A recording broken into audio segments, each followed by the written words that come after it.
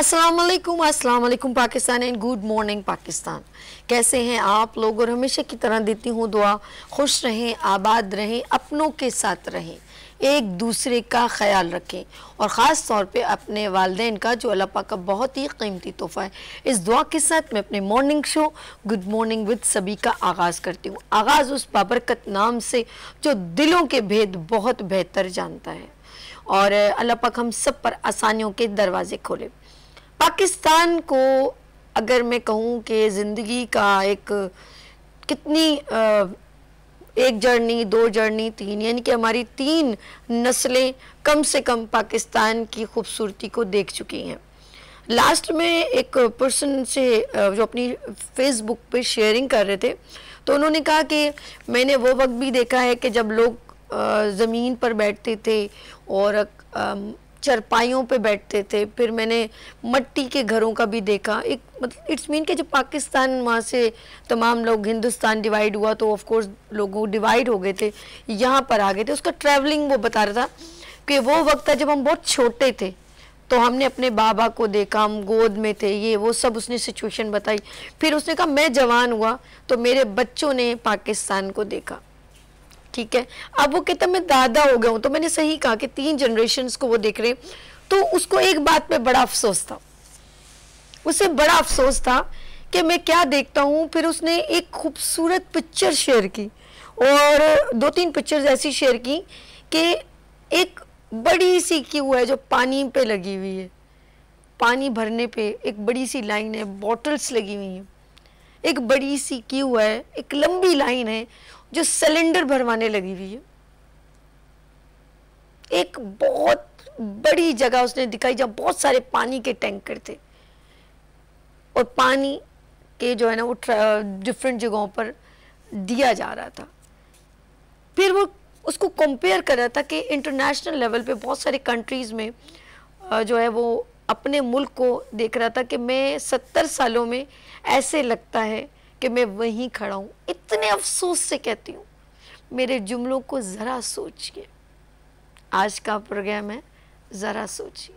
मैं मैसेज भी वही दे रही हूँ जो आज मैं सेगमेंट करने जा रही हूँ। और मैं हमेशा हर फ्राइडे को मैं कहती हूँ कि मैं आपके लिए एक ख़ास प्रोग्राम करती हूँ मॉर्निंग शो में, और उसका नाम है ज़रा सोचिए। कब सोचेंगे आप? वो शख्स ने 3 जनरेशन्स को देखा और उसने ये नहीं कहा कि हाँ क्या बात है। उसने कहा कि हमसे आगे पीछे था दुबई, वो आगे निकल गया, हम वहीं खड़े हैं। अगर अभी भी मैं यही सोचूं कि मेरे घर में ना पानी है, ना बिजली है, ना गैस है, और मैं बिल भी मुतवातर दे रहा हूँ, मैं टैक्स भी दे रहा हूँ, उसके बावजूद मैं महरूम हूँ, पार्क से महरूम हूँ, मैं रोड की टूटी हुई सड़कों में पक्की सड़कों से महरूम हूँ, तो मैं कहाँ खड़ा हूँ?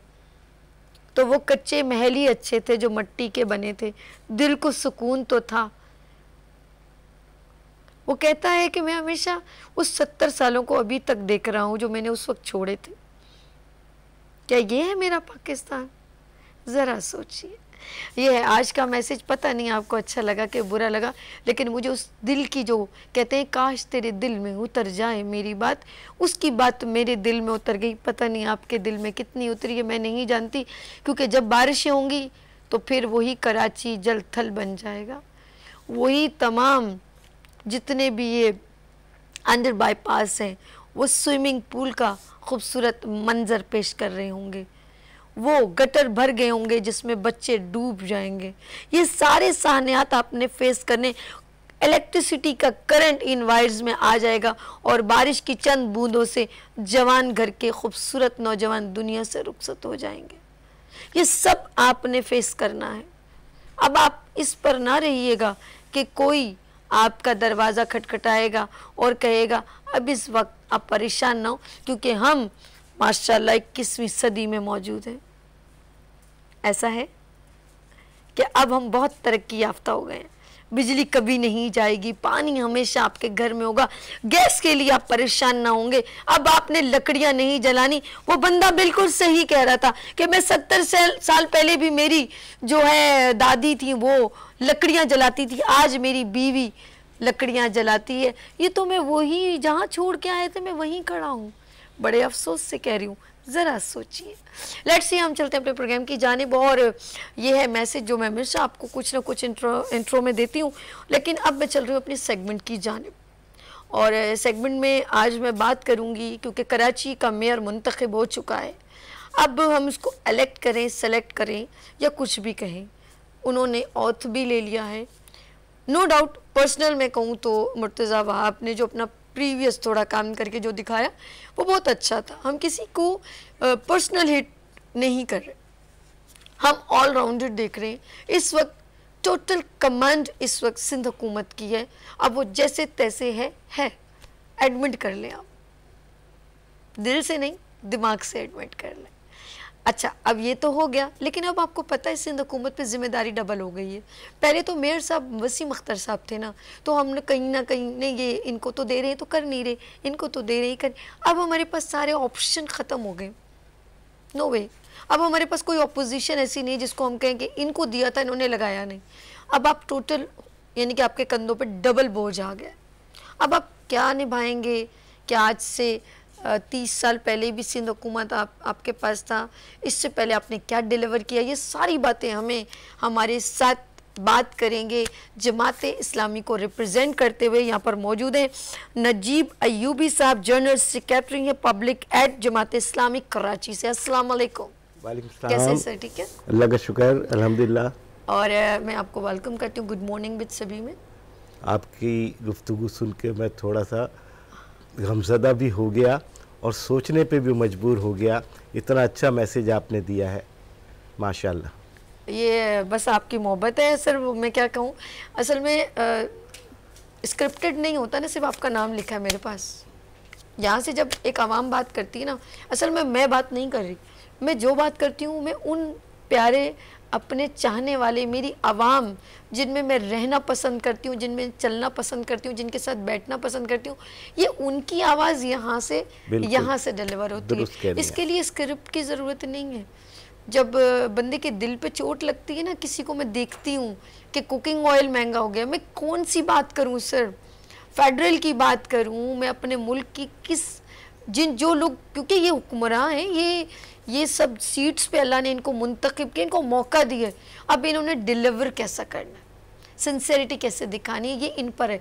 लेकिन कहते हैं कि खामोश रहना और जुल्म सहना और जुल्म के बराबर बर्दाश्त करना, ये भी मैं कहूँगी ये गुनाह है मेरी नज़र में। हमारे सामने किसी पर जुल्म हो रहा है और हम देख रहे हैं और हम बोल नहीं रहे, हम उसके बराबर के शरीक हैं जो जुल्म कर रहा है। ये मैं बात गलत कह रही हूँ? बिल्कुल सही कह रही हैं। ऐसा ही कह रही हूँ। चलिए जी, मैं तो हमेशा ही रोज़ाना गुफ्तगू करती हूँ आवाम के लिए भी और आप लोगों के लिए भी। आप ये बताएं कि इस्लामाबाद रवानगी हो चुकी है आज, सब लोग रात से जा रहे हैं। आज जमात इस्लामी की इलेक्शन कमीशन ऑफ पाकिस्तान पे मुजाहरा है और जाहिर है कि ये मुजाहरा आपको पता है, आपने अपनी गुफ्तगू में रखा भी है कि किस तरीके से कराची का मेयर जो कि सेलेक्ट हो गया है या इलेक्ट हो गया है, आपने बताया। तो ये सारा एक अजीब व गरीब किस्म का सिनेरियो गुज़िश्ता दिनों बना कि 193 सीटें लेने वाले उनको हरा दिया गया और 160 सीटें लेने वालों को जिता दिया गया, या ये कि 9 लाख वोट लेने वालों को हरा दिया गया और 3 लाख वोट लेने वाले मेयर बन गए हैं। तो ये आंखों में धूल झोंकने का जो अमल है, उस पे सड़कों पे भी एहतजाज हो रहा है, मीडिया चैनल्स पे भी बात हो रही है और तकरीबन हर एंकर ने, हर चैनल ने इस बात को कंडम ही किया है कि जो जमहूरियत के साथ मजाक हो रहा है। तो इस्लामाबाद में हाई कमीशन के आगे जमात इस्लामी का प्रोग्राम है, क़यादत वहाँ जा चुकी है। अमीर जमात इस्लामी पाकिस्तान जनाब सिराजुल हक साहब, उनकी क़यादत, हाफिज़ नईमुर रहमान साहब भी वहाँ मौजूद हैं और दीगर रहनुमा भी हैं। तो बात यह है कि इस पूरे मुल्क में जो आपने अभी बहुत अच्छा एक नक्शा खींचा कि जो हालात 70 साल पहले थे वही हालात आज, बल्कि अब ऐसा लग रहा है कि उससे भी ज़्यादा ज़बूहाली का शिकार हम हो गए हैं। बिल्कुल सही। आप देखिए, उसी बात में से मैं एक बात निकालूंगा कि कायदे आज़म तो बैरिस्टर थे और अपनी तनख्वाह भी उन्होंने हुकूमत पाकिस्तान से नहीं ली थी, उन्होंने सर्व करना शुरू किया बग़ैर तनख्वाह के। और पहला असम्बली का इजलास और जो खिताब करना था उन्होंने, उसमें कोई चाय वाय और दीगर और लेट आने वालों को बाहर कर दिया था, कुर्सी नहीं दी थी। ये सारे उसूल थे जो उन्होंने वज़ा किए। लेकिन आज सेनेट के चेयरमैन ने जो इस गरीब मुल्क से मराहत लेने का वो बिल मंजूर हुआ है, यानी ये कि सिवाय कफन के सब कुछ उन्होंने मराहत के नाम पे हासिल कर लिया कि 6 गार्ड भी उनको मिलेंगे ज़िंदगी भर ताहयात, और बच्चों के लिए हवाई सफ़र की सहूलत, हेलीकॉप्टर की, और जो चाहें वो अगर अपील करें तो उसको मंजूर। तो ये कैसा मुल्क है, हम किस जगह हैं? और यही हाल जमहूरियत का है, इसी तरीके से शब खून मारा जा रहा है। तो पाकिस्तान यानी कि हमारी अवाम इतनी अमीर है, मैं ये कहूँगी सॉरी टू से, हमारी अवाम इतनी अमीर है कि अपना टैक्स का पैसा अमीर लोगों को देती है और वो फ्लाई ओवर करते। क्या बात है, वो जिधर चाहे उड़ जाए, उनके बच्चे भी उड़ जाए, वो लोग भी उड़ जाए। ये सारा टैक्स का पैसा सर किसका है? टैक्स का पैसा। यानी एक हम लोग ज्यादा अमीर है, हमारी अवाम ज्यादा अमीर है, आप लोग इन लोगों को पालती है। अगर तो अवाम इसी तरह सोती रहेगी, बीबी मैं आपको सच्ची बता रहा हूँ, ये आपका गोश्त तक नोच लेंगे। ये इतने मतलब मेरे पास अल्फाज नहीं है, ये कम से कम चैनल पे कम से कम बोलने वाले अल्फाज नहीं है, अल्फाज तो बहुत सारे होते हैं, लेकिन ये कि ये आपका गोश्त भी नोच लेंगे। जिन हुक्मरानों को हमने अपने ऊपर मुसल्लत किया हुआ है, हमने किया हुआ है इसलिए कि हमारे वोट से ही तो ये आ रहे होते हैं, बाकी जिगजैग हो रहा होता है। तो इनको मिली जनाब 3 लाख वोट भी नहीं मिले, और ये 9 लाख वोट वालों के ऊपर जो है वो कब्जा करके बैठे हैं। और ये कराची एक आखिरी मोर्चा था। सही। सिंध तो इनके कब्जे में पहले से था ना। सही। आखिरी मोर्चा था। यहाँ के वसाइल, यहाँ के इदारे, यहाँ के फंड्स, यहाँ की नौकरियाँ, इंतज़ामी नौकरियाँ, और कमिश्नर, डिप्टी कमिश्नर, आरोज़ और तमाम इंतज़ामी अमला। अब आप देखिए कि यहाँ पर हम लोग अक़लियत में आ गए हैं, कराची के रहने वाले इस वक्त अक़लियत में हैं। तो मुझे ये बात कहनी नहीं चाहिए, लेकिन ये कि ये हकीकतन ऐसा ही है और ये हालात अच्छी तरफ नहीं जा रहे। हमें चाहिए कि हम मिलजुल कर इसका रास्ता तलाश करें, और कौम अगर खामोश हो जाती है ना, तो इसका मतलब है जो आपने ये बात कही कि जुल्म के ऊपर खामोश रहना खुद जुल्म को सपोर्ट करने के बराबर है। तो मैं समझता हूँ इस जुल्म के ऊपर आवाज़ उठानी चाहिए, बात करनी चाहिए। इस जमहूरी डकैती के ऊपर पूरी कौम को एक होना पड़ेगा, इसलिए कि आज अगर इस मामले में संजीदा नहीं हुए तो कल को कौमी असेंबली के इलेक्शन होंगे, सूबाई के होंगे। क्या है जब अगर हम कहते हैं कि जमात इस्लामी जैसे आप लॉ पास करवाएं, जो भी है वो एक दोबारा भी इलेक्शन हो जाते हैं, इस तरह वोटिंग होती है दोबारा भी, आप ये बताएं कि आपका फ्यूचर में ऐसे कौन से कंटेंट हैं या कौन सा ऐसा लाइक कि पाकिस्तान के लिए, कराची के लिए, बेसिक कराची में बिकॉज हम we are belong to Pakistan Karachi, तो कराची के लिए आपका ऐसा कौन सा प्लान है जो समझते हैं बड़ा सक्सेसफुल होगा और हम इस तरह इम्प्लीमेंट करेंगे तो कराची जो पेरिस बन जाएगा? आपके पास ऐसी कौन सी प्लानिंग है? देखिए, मैं पेरिस, दुबई और लंदन ये करने की बातें तो मैं नहीं करूँगा। क्यों नहीं सर, करनी चाहिए ना, दुबई तो करनी चाहिए। मैं आपको बताऊँ, एक शहर में एक ख्वाब में रखना, अब लाड़काना को भी पेरिस बनाने वाले लोग तो 40 साल से मौजूद है ना। जमात इस्लामी के मेयर अब्दुल सत्तार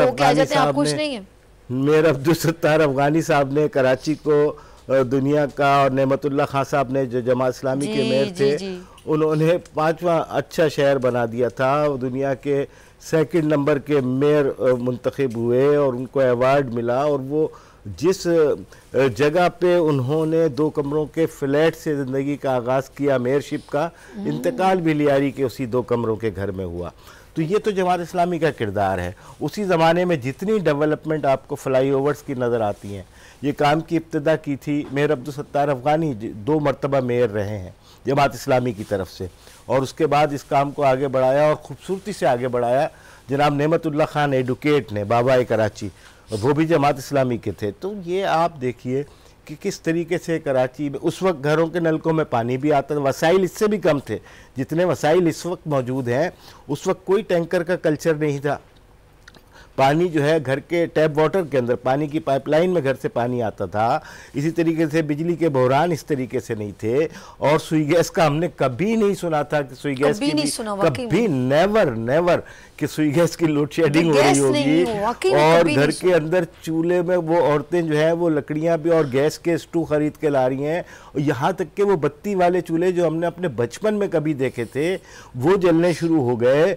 फिर क्या दौर आया कि हमने वो पेट्रोमैक्स टैक्स देखना शुरू कर दिया, जो कभी मौत मैयत पे जलाए जाते थे और यूं लेके लोग जाते थे, ये सब आज के 21वीं सदी में इन पीपल्स पार्टी ने और उनकी इत्तेहादी जमातों ने सिर्फ अपना पेट भरने के लिए टैक्स हमसे लेते जाते हैं, वसूल करते चले जाते हैं और अपनी अय्याशियों के बिल पास करवा रहे हैं। अब जितने भी कौमी असम्बली के या सेनेट के इजलास होते हैं, मैं आपको एक बात बताऊं, जो सबसे पहला बिल वहाँ पर मंजूर होता है ना, वो इनकी तनख्वाहें और इनकी मराहत का बिल होता है। आप गुज़िश्ता जितने भी, मुझे चैलेंज कर सकते हैं आप, इजलास हुए हैं, उनकी सबसे पहली या दूसरी या तीसरी खामोशी के साथ एक बिल पेश कर दिया जाता है। और ये तो पीपल्स पार्टी ने पेश किया इतना गलत किस्म का बिल के जिसके अंदर हर किस्म की मराहत मरने तक सेनेट चेयरमैन को हासिल रहेंगे, और उसके बाद उन्होंने फिर सरकारी दीगर लोगों के लिए भी किया। तो अब आप बताइए कि ऐसे मुल्क में हमारे लिए क्या होप हो सकती है? सर एक बात कह रही हूँ, तीखी सी बात है, नाराज ना होइएगा, एक बात बताएं। वैसे MQM वाले होते तो मैं उनसे सवाल करती, उस दिन किया तो था लेकिन काफ़ी घूम फिर गया था वो सवाल। अब हर किसी को ये सवाल का जवाब देना भी बड़ा मुश्किल लगता है।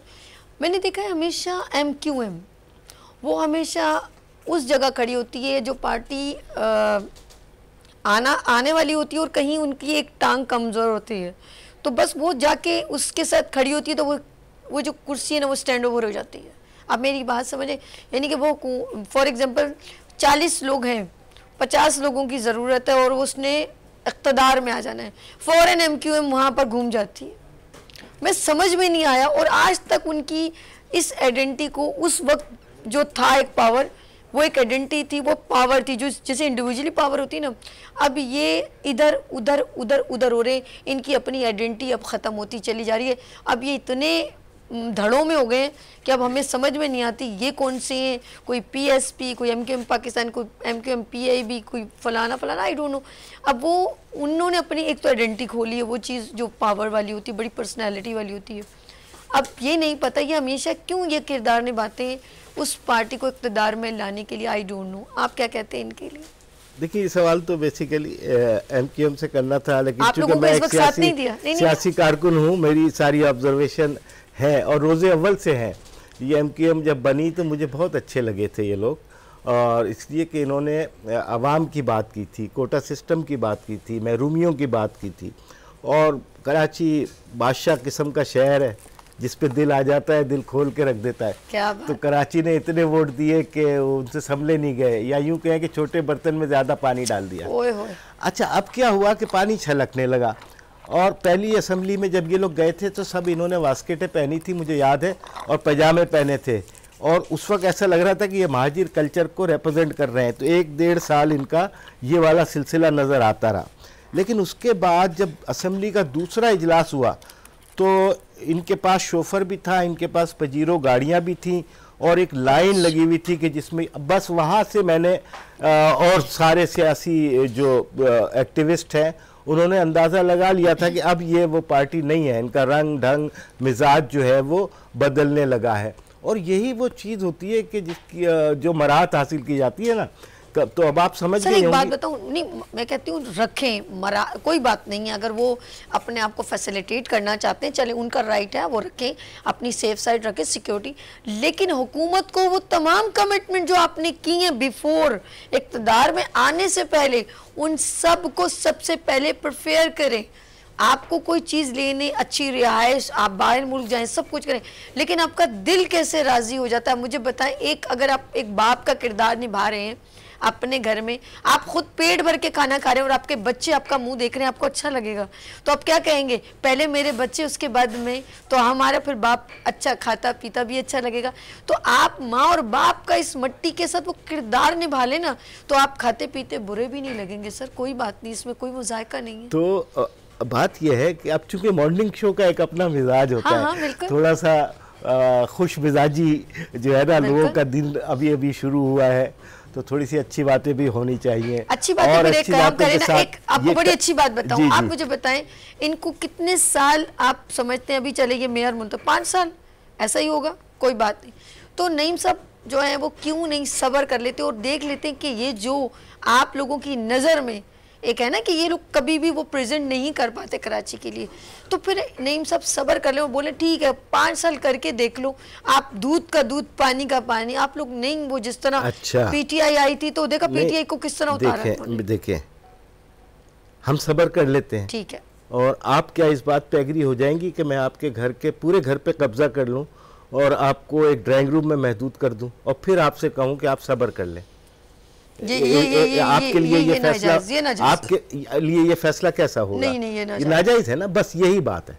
जमात इस्लामी कह रही है कि आईनी एतबार से हम जीते हुए हैं, लोगों ने हमें वोट दिया है, लोगों ने हमें सीटें दी हैं, हमारे चेयरमैन, हमारे इस वक्त 1000 से ज़्यादा इलेक्टेड मेंबर्स मौजूद हैं और वो मेंबर्स शहर को सर्व करना चाह रहे हैं जैसे हमने माजी में किया। बिल्कुल सही। अच्छा, मुकाबले पे हम आपके 15 साल दिखा रहे हैं कि आप 15 साल यहाँ पर हैं, सूबाई हुकूमत आपकी है, सारे फंड आपके हैं, वजीर, मिनिस्टर, इंतज़ामिया, हर चीज़ आपकी है, लेकिन आपने सिवाय कराची को बर्बाद करने की क्या किया? क्या किया मुर्तज़ा वहाब ने? देखिए, आपको मैं बताऊं, ये 4 साल तो मुशीर रहे ना वजीर आला के, अभी ये बनने से पहले एडमिनिस्ट्रेटर, उसके बाद ये एडमिनिस्ट्रेटर बने, तब भी कुछ नहीं किया। एक रोड जो बनाई है इन्होंने, वो तो एक सहाफ़ी ने रोड पर आके यूँ करके बनने के बाद दिखाया तो रोड तो हाथ में आ गई थी। तो इस किस्म की रोड्स आपने बनाई जो अभी भी आपको तबाही का बता रही हैं कि कोई गैर मुल्की फ़ौज शायद आके गुजर के गई है, उनके टैंक चले, जो हाल जिस तरह मैं यहाँ पर आया हूँ या आप जाती हैं, तो ये रोडों का हाल ये है। तो मैं आपसे एग्री करूंगी, रोड तो पता नहीं 6 महीने बनता है, 6 महीने बाद वो अजीब हो जाता है। बीबी रोड की बात नहीं है, बहुत कुछ है, पानी का मसला। और बिलावल साहब तो कह रहे हैं जी मेरे घर भी टैंकर आता है। तो बिलावल साहब, ये तो शर्म की बात है कि सब कुछ आपके पास है, आप वजीर खारजा हैं और आपने अपने आप को टैंकर माफिया के हाथों में दे दिया है। हाथों में नहीं दिया है, ये सबकी सेटिंगें चल रही हैं जिसकी वजह से कराची का शहरी जो है बर्बाद हो रहा है। मैं आपको एक बात बताऊं, मेयर अब्दुल सत्तार अफगानी के दौर में हब डैम बनाया गया। हब डैम से औरंगी टाउन और जिला गरबी में पूरा पानी आता था घर के नलों के अंदर। उसके बाद से वो जो बर्बादी उन इलाकों में आई है, और कराची को हौलीजी से पानी आता था, इनके पंपिंग स्टेशन ख़त्म हो गए हैं। हर साल ये बजट में पैसे रखते हैं, कहाँ जाते हैं मुझे नहीं पता। इसलिए इन इंतज़ामी मामलात को बेहतर करने के लिए जमात इस्लामी चाहती है कि वो उसके पास तजुर्बा है, उसने नेमत साहब के दौर में डिलीवर किया, अफगानी साहब के दौर में इससे बुरे हालात थे तब डिलीवर किया, लिहाजा इसीलिए तो हमें लोगों ने मैंडेट दिया है और हम आके ये काम करेंगे।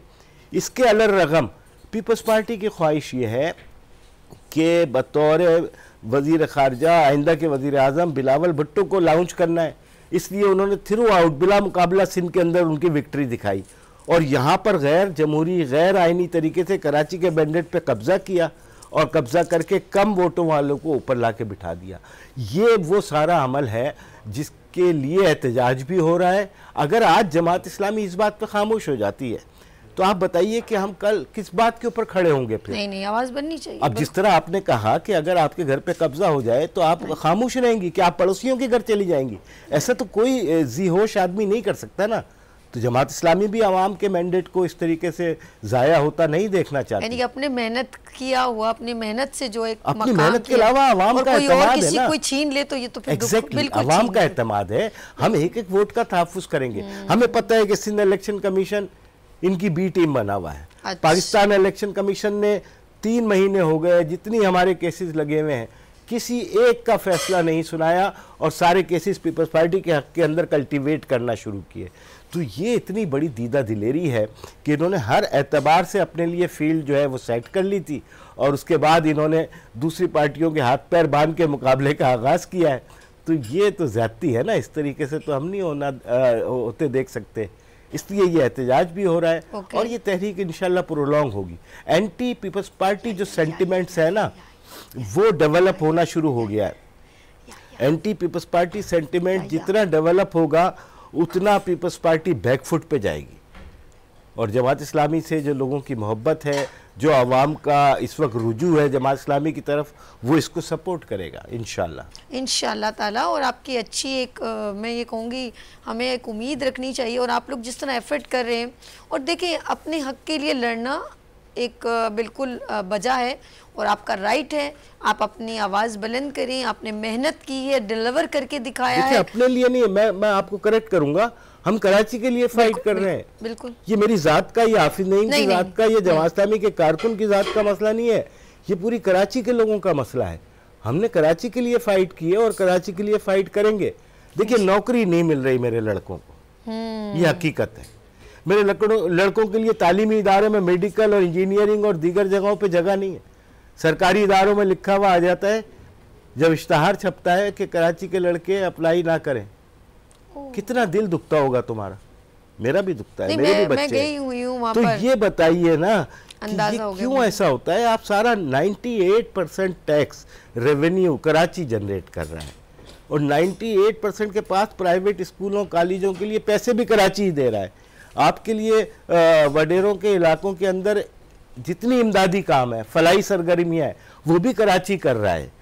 उसके नतीजे में बजाय ये कि आपको एहसानमंद होना चाहिए, आप आके उसके ऊपर कब्जा जमाते हैं और मजीद टैक्सों की बात करते हैं। यानी बिलावल साहब ने जो तकरीर की, उस तकरीर का मेन लुब्बे लुबाब ये था कि चूंकि कराची मुल्क को चलाता है, लिहाजा हमें जो है ना कराची के ऊपर इन्हिसार करके मजीद टैक्स लगाने होंगे।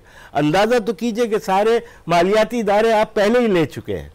कराची का जो एक होता था KDA, अगर तुम्हें याद हो, तो अब वो हो गया सिंध बिल्डिंग कंट्रोल अथॉरिटी। अच्छा। जो वाटर बोर्ड होता था अब वो सिंध वाटर बोर्ड हो गया।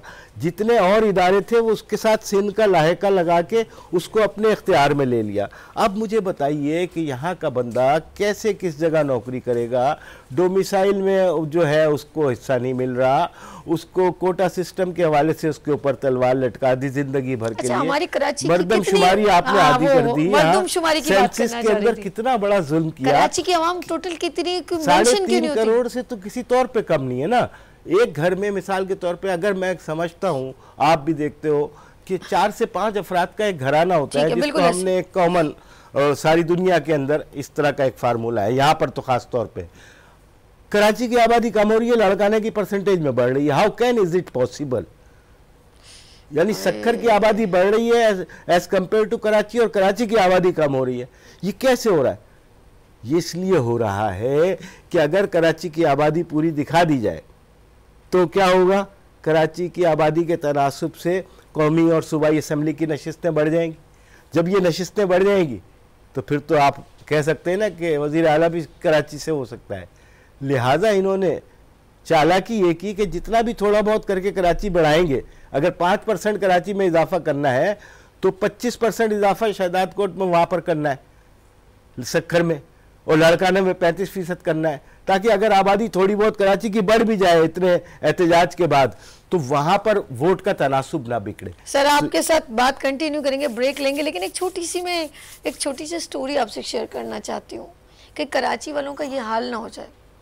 एक शेर था और रोज़ बकरी उसके पास जाती थी और नहीं, इलेक्शन हुए जंगल में, बड़ी प्यारी खूबसूरत सी स्टोरी। मुझे अक्सर लोग जब उससे शेयर करते हैं मुझे बड़ा मज़ा आता है। जंगल में मुंतखब हो गया बंदर, उसका बादशाह बन गया। क्या बोल रहे, वोटिंग होगी ना। बकरी गई रोती हुई, भाई मैंने तो तुम्हें सेलेक्ट किया है और मुझे शेर ने आके धमकाया है, अगर तुमने जो है ना मेरी बात ना सुनी तो मैं तुम्हारे बच्चे को खा जाऊंगा। बंदर को आया गुस्सा, उसने एक छलांग लगाई दरख्त पे, दूसरी छलांग, और 3-4 छलांगे लगाने के बाद नीचे आया और कहा जाओ परेशान नहीं हो, मैं हूं ना। वो चला गया। दूसरे दिन फिर रोती हुई बकरी है, उसने कहा शेर ने फिर मुझे धमकाया कि तुमने अगर मुझे मुंतखब ना किया तो मैं तेरे 3 बच्चों को खा जाऊंगा। फिर बंदर को आया गुस्सा, उसने एक दरख्त पे दूसरे तमाशा शोर मचाया, नीचे आके करा जाओ मैं हूं ना टेंशन। तीसरे दिन वो रोती है, उसने कहा मेरे 3 बच्चे खा गए, तुमने मेरे लिए क्या किया? उसने कहा देखा नहीं, मैं एक दरख्त पे चढ़ा, मैं दूसरे दरख्त, मैंने कितनी छलांगे लगाई। तो इस आवाम का ये हाल ना हो कि एंड में पूछा जाए कि तुमने किया क्या, तो कहे देखो ना मैंने कितना शोर किया है। सेलेक्ट होने के बाद बड़ी जिम्मेदारी होती है बंदे के अंदर, वो समझ ले कि मैंने बहुत सारे लोगों को फैसिलिटेट करना। लेट्स सी ये एक जोक है और ये अक्सर हम एक दूसरे को सुनाते हैं, दिल पे मत लीजिएगा। यहाँ पर लेंगे छोटी सी ब्रेक और मिलते हैं ब्रेक के बाद गुड मॉर्निंग विद सभी के साथ।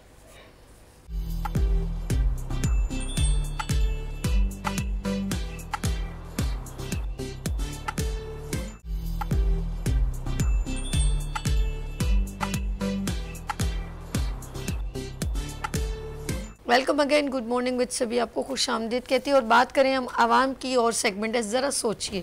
गुड मॉर्निंग विद सभी में मैं हूँ आपकी दोस्त होस्ट और आपकी खूबसूरत बातों से मेरी कोशिश होती है कि आपकी बातें यहाँ खूबसूरत पहुँचे तो मैं आपकी खूबसूरती में मज़ीद इजाफा कर दूँ और आपके दिल खूबसूरत हो जाए। लेकिन मैंने देखा है कि ज़िंदगी में आप जो सुबह निकलते हैं, जो मैं अक्सर इंट्रो में भी आप लोगों के साथ रोज़ाना बात करती रहती हूँ, जब आप सुबह निकलते हैं तो ऑफकोर्स एक शोर चल रहा होता है।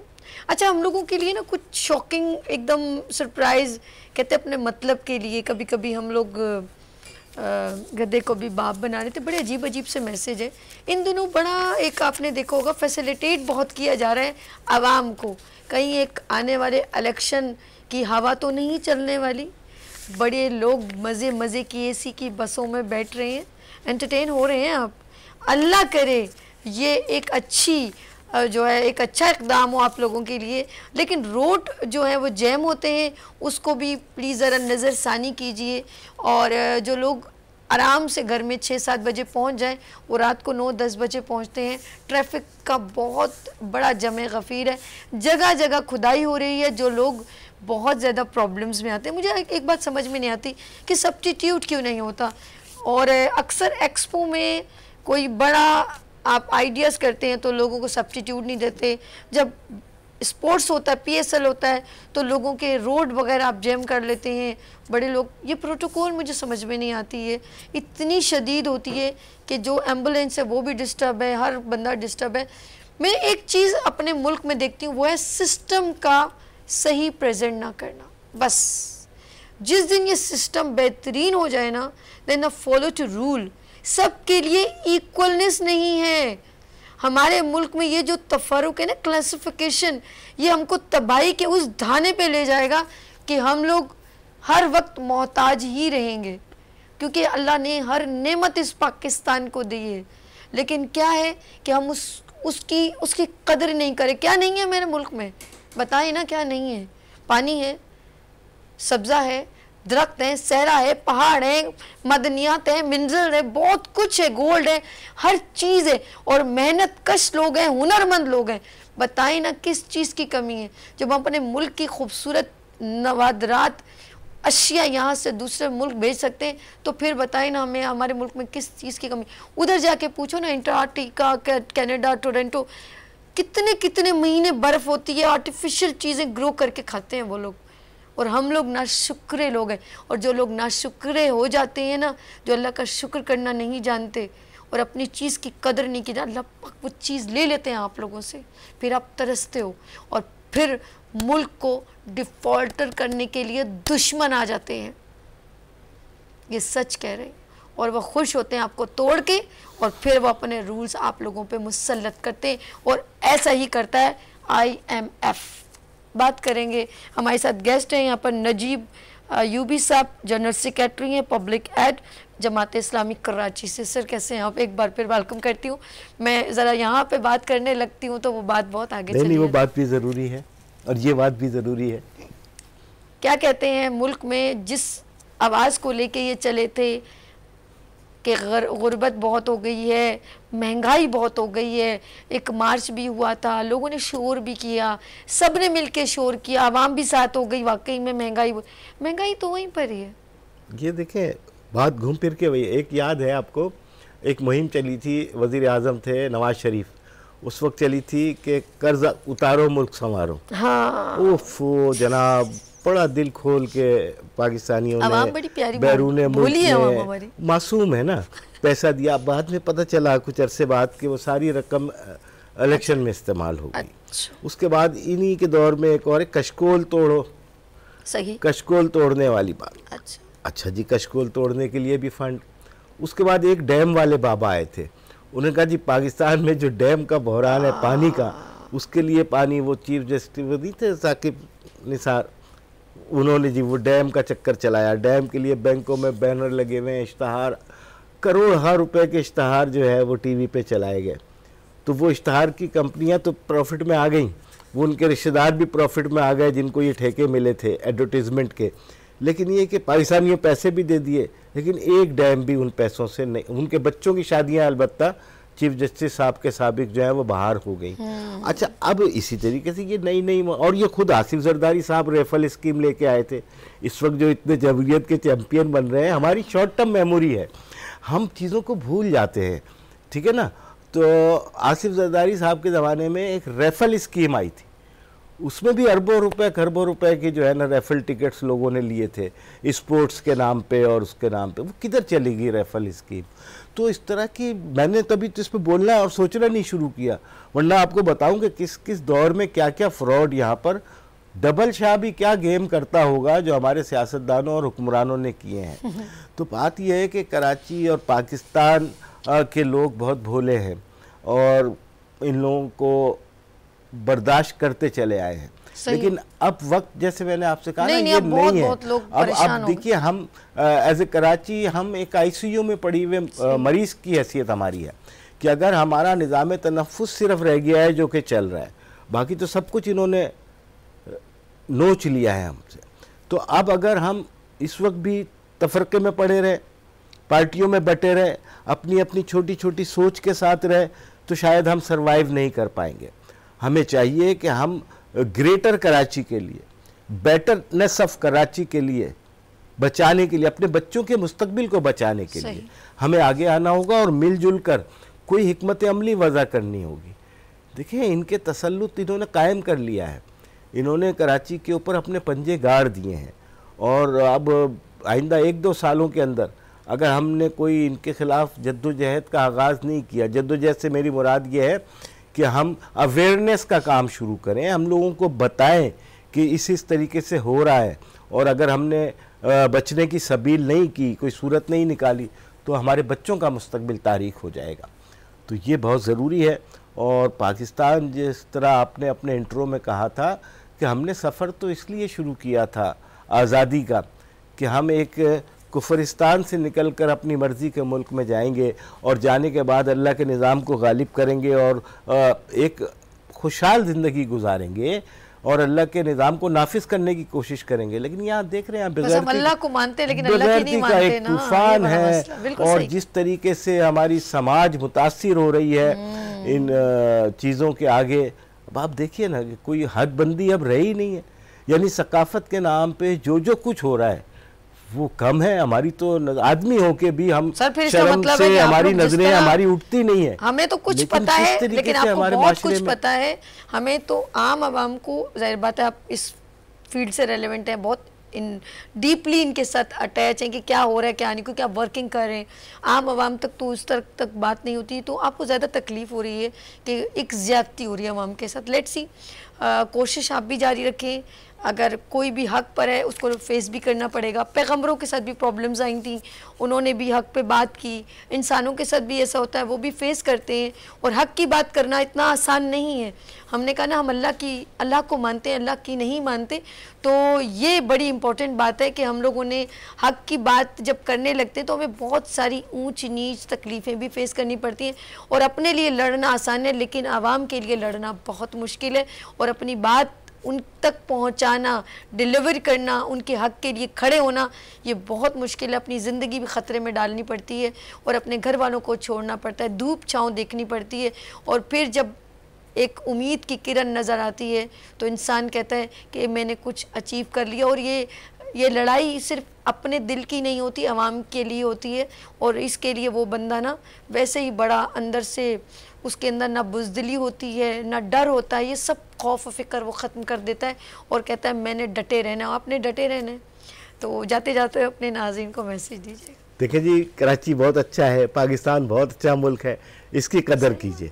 यहाँ से जो बच्चे गए हैं पाकिस्तानी 300 यूनान में डूब गए, ऐसा ना करें, खुदा के वास्ते ऐसा ना करें। और इन्होंने जो हमारे हुक्मरान हैं आपके लिए नौकरी के मौके बंद कर दिए, रोज़गार ख़त्म कर दिया, लेकिन अच्छे लोग अभी भी मौजूद हैं। अपने मुल्क से मोहब्बत कीजिए और इंशाअल्लाह हमने मिलजुल के इस मुल्क को आगे बढ़ाना है और इन जालिमों से इस मुल्क को आज़ाद करवाना है। और आज़ादी ही के लिए पाकिस्तान बनाया गया था। अब आज़ादी ज़रा मुख्तलिफ हो गई है, इन वडेरों के चुंगल से निकलना है, इन जालिमों के चुंगल से निकलना है। उसके लिए इकट्ठे हो जाइए। इंशाअल्लाह इस मुल्क को खुशहाल, मुस्तहकम और तवाना पाकिस्तान बनाएंगे। सर बहुत शुक्रिया आपका, आपने हमें ज्वाइन किया जी। एक था तीतर एक बटेर, लड़ने में थे दोनों शेर। अब मैं इसको ज़रा सा चेंज कर दूंगी। एक था तीतर एक बटेर, खाने में थे दोनों शेर, खाते खाते हो गए गुम, एक की चोंच एक की दुम। यहाँ लेंगे छोटी सी ब्रेक और मिलते ब्रेक के बाद गुड मॉर्निंग विद सभी के साथ।